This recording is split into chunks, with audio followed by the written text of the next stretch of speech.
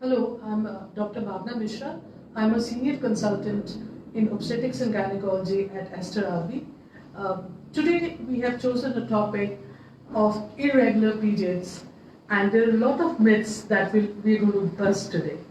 So, irregular period is one of the commonest complaints that we find in patients who come to our clinic. Now, is it always that we have to come and see a doctor if you have one irregular cycle, or how should we go about it is what we are going to discuss in this topic today. More so in this present scenario of COVID threat, hanging large over our heads. So we are going to clarify each and every doubt one by one. Hello, good evening. I'm Dr. Shivani Chandan, consultant in obstetrics and gynecology at Aster RV Hospital, Bangalore. So like Dr. Bhavna has already mentioned, almost every alternate patient who comes to our OPD complains of irregular periods, and that is why, and there are a lot of myths surrounding this condition.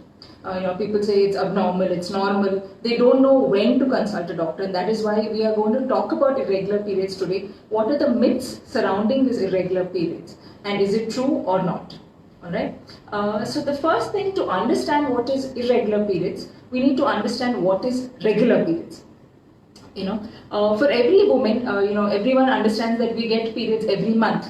So if you don't get it every month, then it is not. It is irregular. So if the interval between your cycles is regular, it's always a range. It is not fixed that you have to get your periods every 30 days. The range is somewhere where the range for regular periods varies between 24 days to 38 days.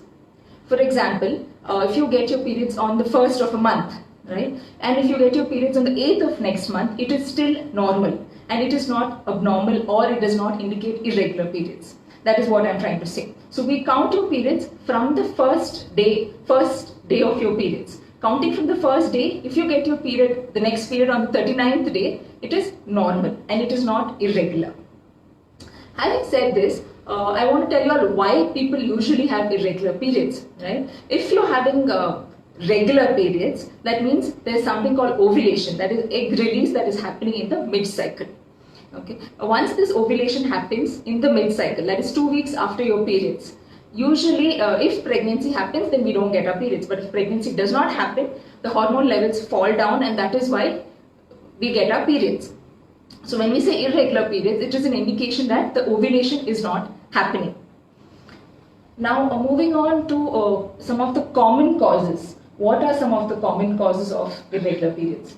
See, when a lady misses her periods and she is in the reproductive age group wherein she's had a sexual contact, the first thing to rule out, of course, would be pregnancy.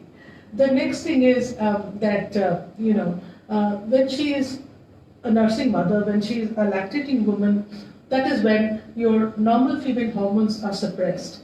So this is a time when a lady generally does not have her regular periods. It is a few months from when she is delivered that it all resumes back. Now when a girl steps into her adolescence and she starts her menstrual cycles, which we call as menarche, it is fairly common for her to miss a few cycles. She may go to have 1 or 2 months of period and then no periods, and of course parents start worrying a lot. But actually speaking, there is no reason to worry, because her whole control system has still got to mature. So the final control is in the hypothalamus of the brain. So it's the axis which controls. Hypothalamus, pituitary, ovarian and adrenal glands are involved here. So till this thing matures, it is fairly okay to have irregular cycle. Now, so it is in the other extreme of the age, when a lady has entered her 40s. In a few years, she's going to attain her menopause, and very often people miss a few cycles, or they tend to have delayed cycles, or the pattern of bleeding changes. So generally, in these two extremes of ages, anovulation happens. These cycles are mostly anovulatory. Ovulation is what Dr. Shivani was just explaining. So the egg release does not happen as yet. So, and nothing to panic here. This is another big reason. The third reason I would say, and probably the most significant one in this time, is stress. So, stress of all kinds is going to affect your hormones. The stress hormone or the cortisol are going to inhibit the very gonadotropin releasing hormones, the GnRH, and thereby affecting the whole axis of hormonal control as a whole. So stress is a big factor here for getting irregular cycles. And then the next thing would be, if a girl puts on too much of weight. If she puts on too much of weight, or in the other extreme loses a lot of weight for some reason, then also her cycles get affected. So it is about her general lifestyle. The sleep cycle is disturbed to a great extent, or if she's developed some eating disorders like anorexia or bulimia, say, she will start having irregular cycles. And of course, the commonest things that we come across in our clinical practice is about the other hormones, like, say, the thyroid gland and its activity. So if a girl is got hypothyroidism, the cycles get affected, and the pattern of bleeding also gets affected. And the last but not the least is about polycystic ovaries, which we are going to discuss at length today. I know this is one condition which I think is being overdiagnosed these days, and sometimes it is quite funny to know that the patient comes to us having self-diagnosed herself and telling us that she's actually having PCOS or PCOS. Right. So just another point before we go into the myths that surround irregular periods. It is important for you to keep a track of your menstrual cycles. Just because one cycle is delayed, there is no need to press the panic button and come running to us. You need to keep a record of your periods of over 3 to 6 months. Based on that, we actually analyze if your periods are really irregular or not. Now, the first myth that which we have come across in our daily practice is that all women with irregular periods have PCOS, right? PCOS stands for polycystic ovarian syndrome. So first, let me explain to you that no, this is false. Not all women with irregular periods have PCOS, and not all women with PCOS have irregular cycles, right? So what is this PCOS? PCOS stands for polycystic ovarian syndrome. When we say polycystic, poly is many, and cyst is nothing but if you fill water into a balloon, it appears as a cyst. So when there are a number of cysts, these fluid-filled follicles or eggs in the ovary, it gives an appearance of polycystic that on ultrasound, right? So if any woman has 2 out of the following 3 features, then only we diagnose PCOS. Out of these 3 features, one is the ultrasound that I've already explained to you. If they have number of small fluid-filled follicles in the ovary on scan. The second is if they have irregular periods. Now this irregular periods is an indication that probably the ovulation is happening delayed or it's not happening at all. The third is if any patient has any clinical features of hyperandrogenism. When we say hyperandrogenism, it means excessive male hormone circulating in their body. The clinical evidence of this is, you see if you have excessive hair growth on your chin, on your chest, on the abdomen and on your thighs, or if you have acne, or you have male pattern baldness. All these are clinical signs of excessive male hormone circulating in your body. So if you have any 2 of these 3 features, then we come to a diagnosis of polycystic ovaries. So you may have, excessive male hormone abnormalities and ultrasound features of polycystic ovaries, but your cycles may be irregular, but you still will have PCOS. Since Dr. Bhavna has just explained you to the other causes of irregular cycles, so all those also may be the cause and not necessarily polycystic ovarian syndrome. So we look at each factor and then only come to a conclusion about your diagnosis, right? PCOS is quite common, it is as common as almost 1 in 10 women do have polycystic ovaries, but a lot of people are worked up about this condition and think, this is the end of the world and there's no treatment for this, what to do, and that is why we are going to look at how we can treat this condition and what needs to be done. I think the biggest fear that we have, once you get your cycles irregular, is whether you'll be able to conceive or not. Exactly. They think that, they are absolutely infertile and that it's the end of the, tunnel or road, but it is not so. So, as Dr. Shivani was explaining earlier, it is the fertility capacity would, of course, depends on the ovulation or the egg release. Now, when you have irregular periods, what happens actually is the egg release may be there, which is very often there, but the timing of the ovulation is not fixed. Like it's not that the first, half of the cycle, estrogen level is all normal, and then in the 14 days she ovulates, and then she gets a period of time. So because the ovulation is irregular, the pregnancy capacity is to get pregnant is there, but the timing of predicting it, or the timing around conception may be difficult. So it is a total misconception that once you have irregular cycle, you cannot conceive.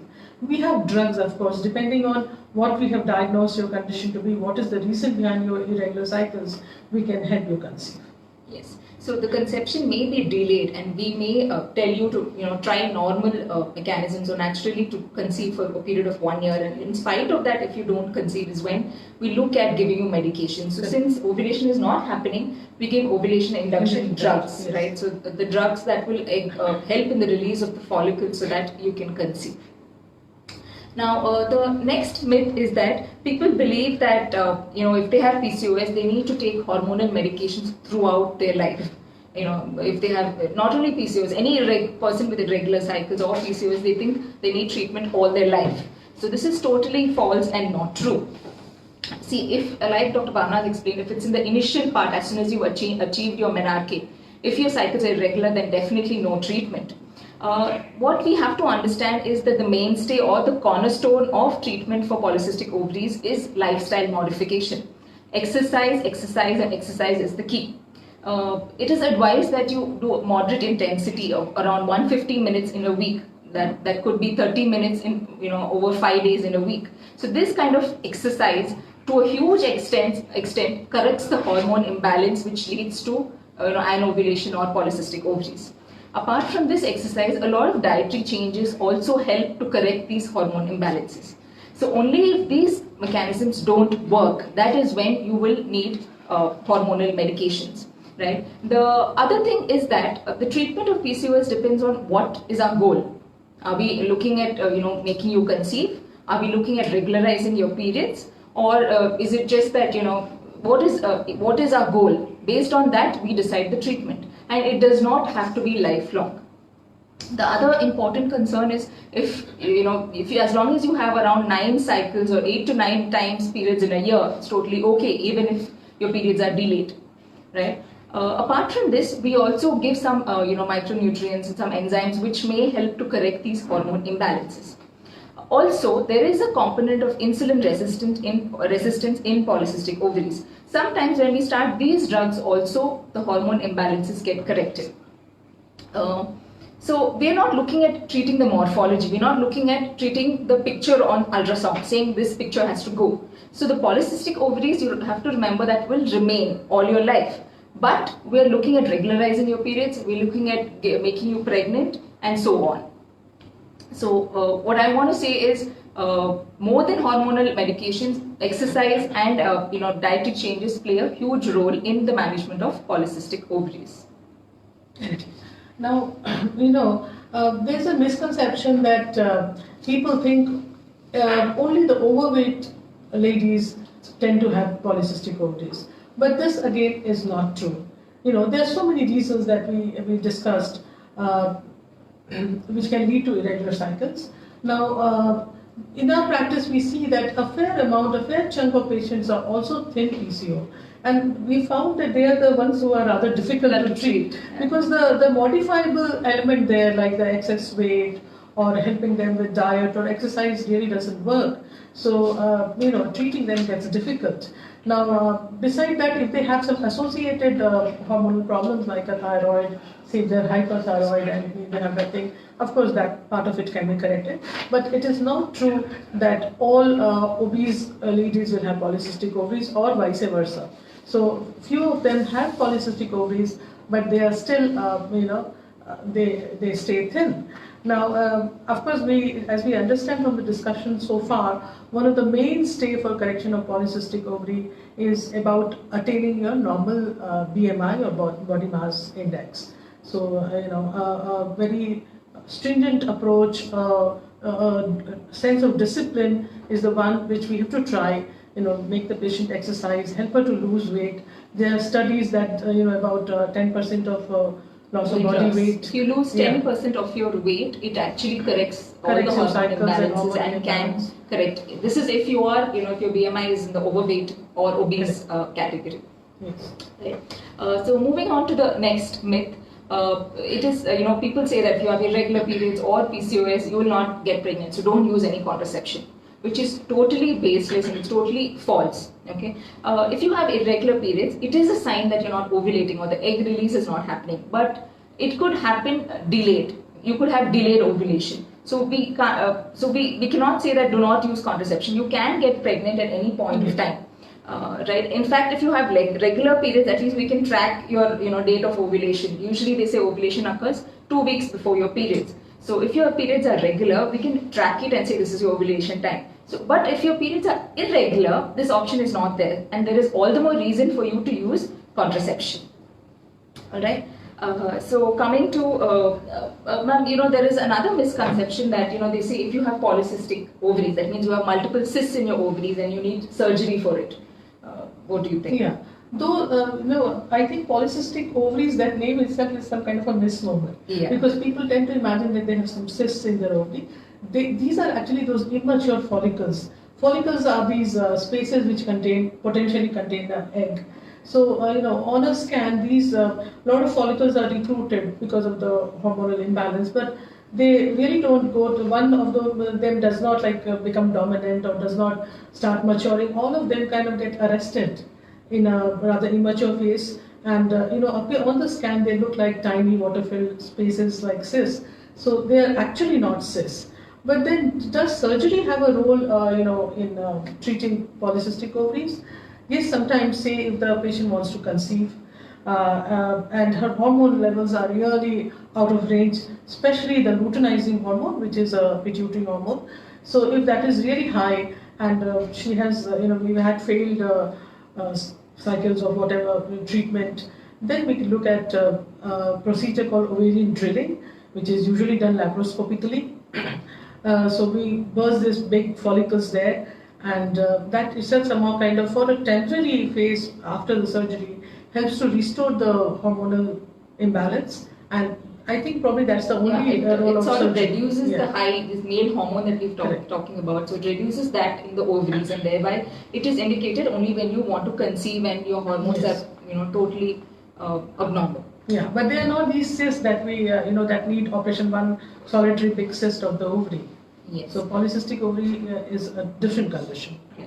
So another important myth is that patients walk into the OPD and say, "Doctor, I have PCOS, so I cannot lose weight." Okay, this is totally false. You can lose weight. It may be difficult to lose weight, but you can definitely lose weight, and we can give you certain regimens that you can follow. Certain drugs can be added which will increase the insulin sensitivity and thereby also help you to lose weight. Right. There is another funny thing that patients come in and say, "Doctor, I didn't get my periods. It's delayed by 1 week. So I'm eating papaya. I'm eating sesame seeds. I will get my periods." So what do you have to? No, I don't think there's any scientific basis to this thought at all. However much amount of papaya or sesame seed we consume, there may be some angle, but at least our science does not support it. So there's no basis for this myth that is going on. So I think we'll just take a few questions in between. Somebody's asked us, what is the reason for heavy bleeding in adolescents? Okay, like Dr. Bhavna has already explained, the initial few cycles, right? That is when you've just attained your first cycle, we call it as menarche. When you attained your menarche, it is because there are hormones secreted by the brain which act on the ovary, which in turn act on the uterus and cause bleeding. So this whole system is still maturing, right? It takes sometimes over 2 to 3 years for this whole system to mature. And so the egg release is not happening. What happens in regular periods is the egg release, the ovulation. So here there's an ovulation. And the first phase of the cycle of the menstrual period, we have a hormone called estrogen which acts. So there's constant action of this estrogen on the endometrium, which makes it very thick. So, and once you don't get period for a long time and suddenly the bleeding starts, that is why it is heavy and uncontrolled. So this is the main reason for heavy bleeding in adolescents, and this usually gets corrected over time. We just need to give, what do you call it, treatment to control the bleeding at that point of time.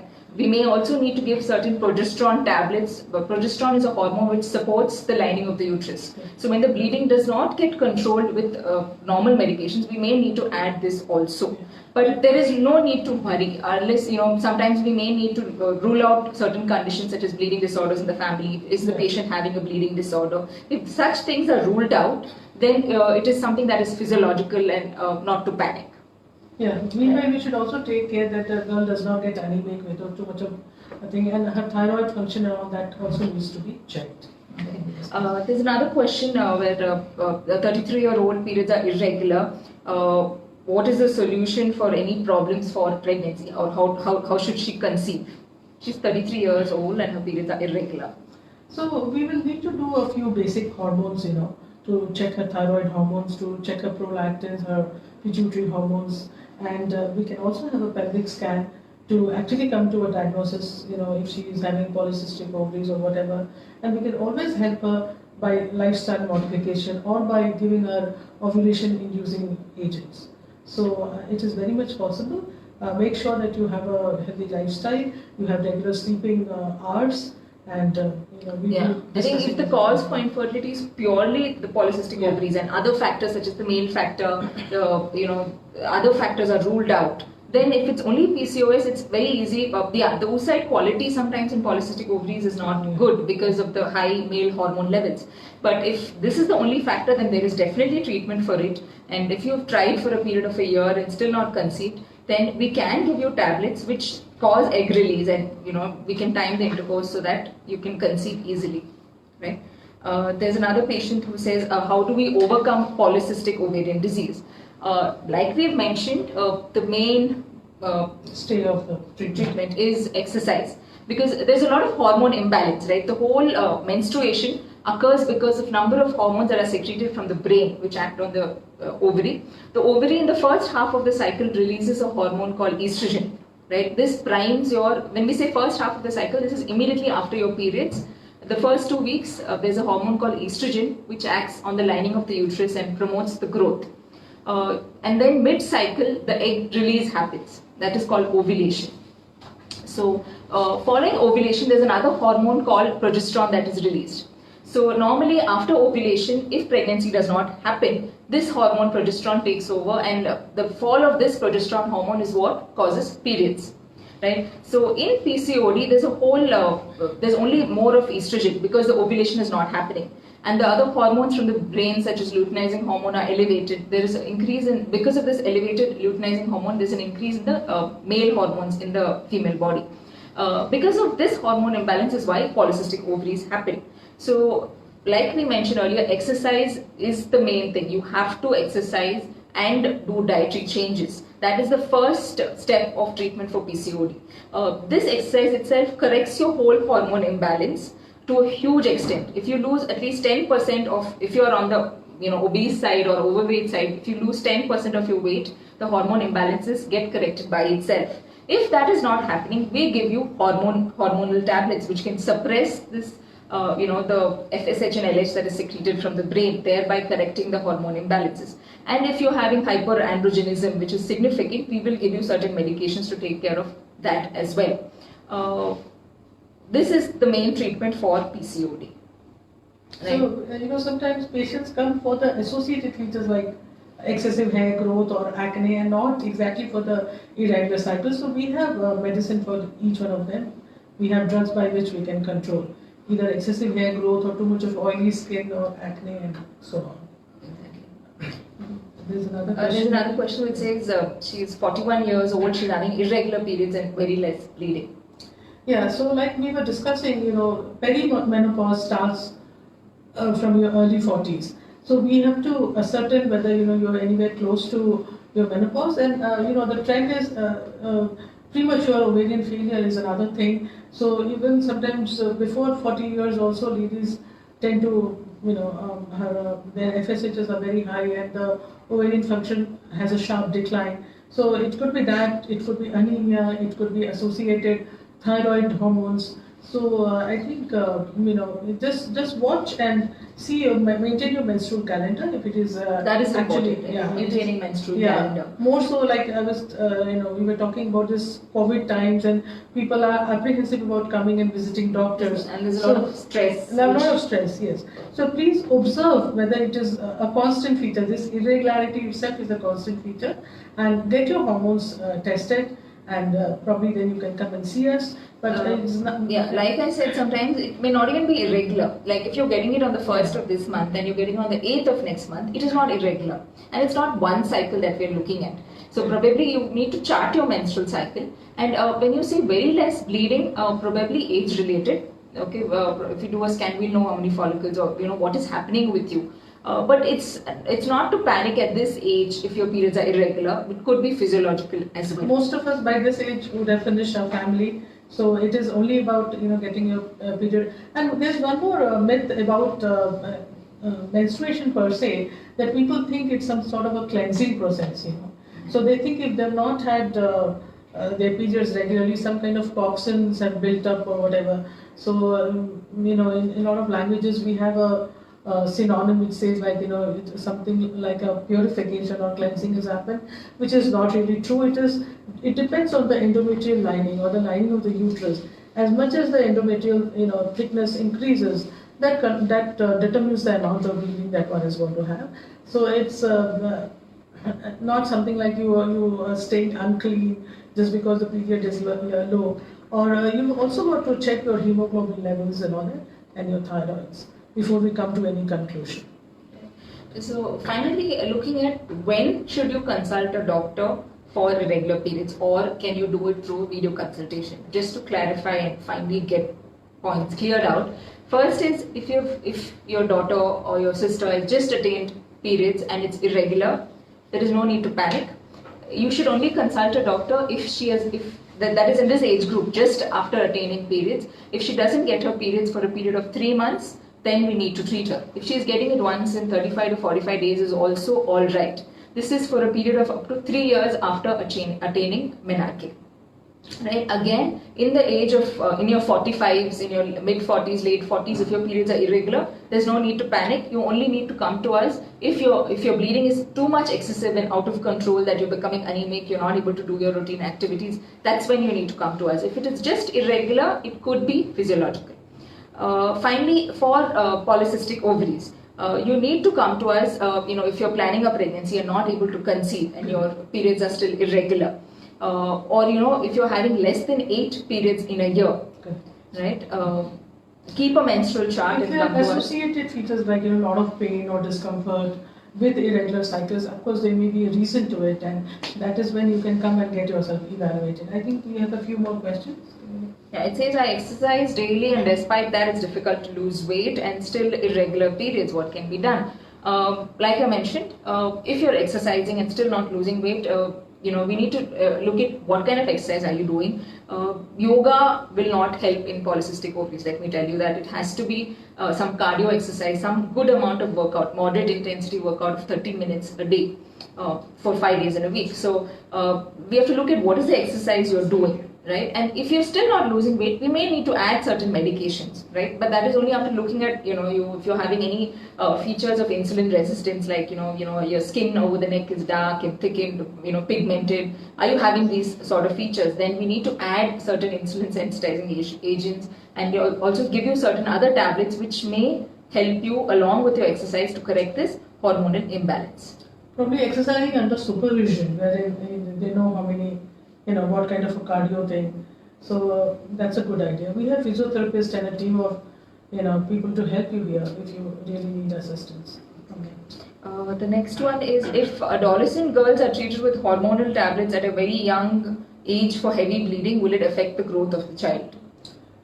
Not really. There's a condition called precocious puberty, wherein we use some kind of a suppressing hormonal agents, but even then the baby's child's growth is not affected. Of course, not for correction of irregular periods. These, but like we said from the very start, we do not start you on these kind of treatments. Yes. We just wait and watch. But say if for heavy bleeding, it is not. There are different hormonal tablets. One which contains estrogen and progesterone, which we call as combined hormonal tablets, and there are only progesterones. So in an adolescent girl with bleeding, we do not straightforward start hormone treatment. We first give you something called tranexamic acid, which may help to reduce the blood loss. If this is not working, what we primarily use is progesterones. These will not affect the growth of the child. Right? For heavy bleeding, we use progesterone because this hormone supports the endometrium and arrests the bleeding. So this will definitely not affect the growth of the child. We are not using combined hormonal pills, which should be avoided in adolescent girls unnecessarily. So it is for the other extreme of age also. We avoid using estrogen containing pills in women after 40 years. Right. So we do not use. There are concerns about these combined hormonal pills or estrogen, which will close the epiphysis of the bone, and they say the child will not grow. So yes, we do not give this hormone to adolescent girls. We first try with tranexamic acid, then move on to progesterone. Only if they don't work, we may have to give estrogen and progesterone. But like I said, you should avoid these combined hormonal pills at a very young age. You should give it some time to settle, for the rhythm to kind of set in, so the inbuilt clock to start ticking. So there's nothing to panic.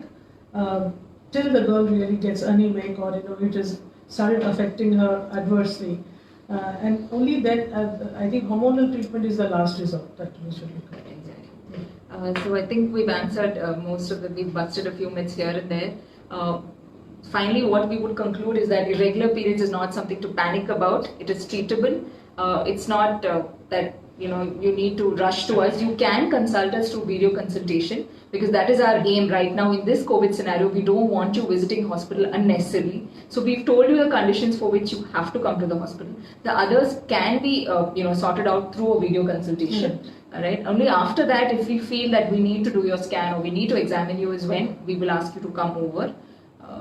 So if you have your entire blood profile and your hormone profile by the time you come in, so you can probably take guidance over a video consultation and then come ready with all the reports that you require.